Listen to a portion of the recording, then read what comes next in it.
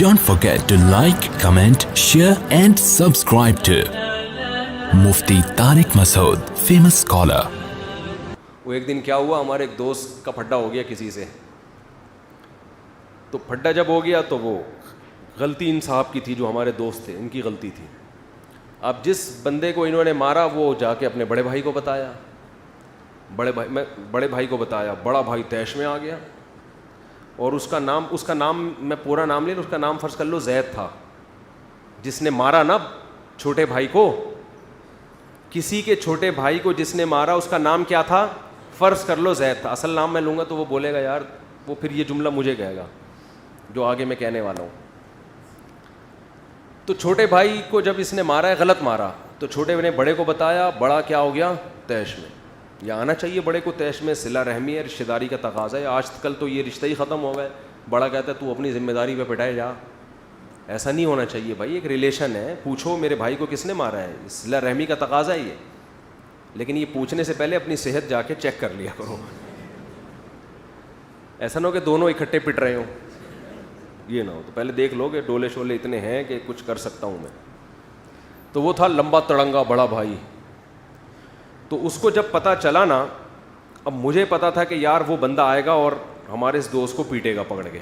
تو میری دوستی تھی, میں اس کو بچانا چاہ رہا تھا کہ یار کچھ سلو صفائی کر لیتے ہیں. تو میں جب اس کے پاس گیا, ان کے گھر گیا میں, تو بڑا بھائی غصے میں بیٹھا ہوا ہے, کہہ رہا ہے ہوا کیا ہے. میں نے کہا ہوا تو یہ ہے. اس نے کہا زید پٹے گا. زید, الفاظ اس کے مجھے اسٹائل یاد آ رہا ہے. میں نے کہا یار ریکویسٹ لے کے آیا ہوں. کہہ رہا ہے یہ ہوا ہے نا. اس نے میرے چھوٹے بھائی پہ ہاتھ اٹھایا. میں نے کہا زید پٹے گا. زید, یہ خبر ہے, یہ نیوز ہے, کچھ بھی ہو جائے زید. اصل تو یہ تھا جب اس کا نام لیتا میں پھر مزہ آتا نا, لیکن پھر وہ کہے گا مفتی صاحب پٹے گا. میرا نام سب کے سامنے ظاہر کر دیا. تو وہ بار بار میں اس کو ریکویسٹ کر رہا ہوں, یار پہلے ذرا سمجھو بات کو, میں معذرت کر رہا ہوں. کہہ رہا ہے مفتی صاحب یہ بتائیں, کہہ رہے میں آپ کی عزت کرتا ہوں مفتی صاحب, لیکن یہ بتائیں اس نے میرے چھوٹے بھائی پہ ہاتھ اٹھایا. میں نے کہا اٹھایا. کہہ رہے غلطی اس کی ہے نا. میں نے کہا زید پٹے گا.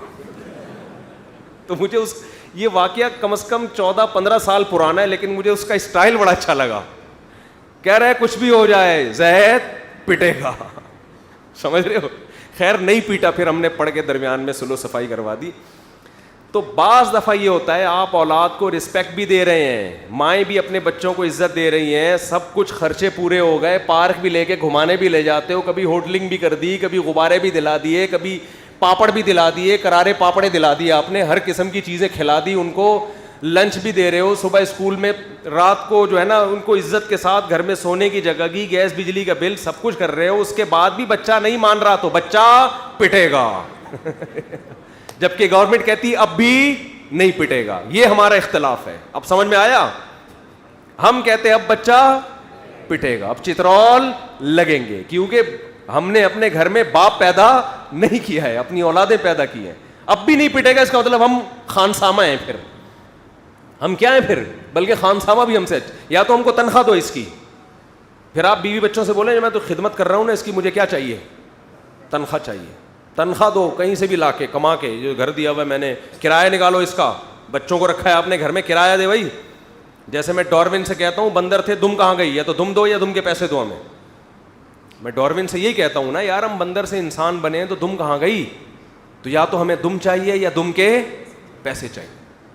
تو بچوں سے بولو کہ اب بھی اگر نہیں پٹے گا تو اس گھر کا جا سائیکل کی دکان کھول, پنچر لگا اور مجھے اس گھر کا کرایہ دے. بیوی سے بھی بولو کہ میں اس پوزیشن میں آ کے بھی آنکھیں دکھانے کے قابل نہیں ہوں, تو اپنے بھائیوں سے بولو اس گھر کا مجھے کرایہ چاہیے, اور جتنے انڈے پراٹھے آئیں گے آدھا تمہارا آدھا میرا خرچہ ہوگا.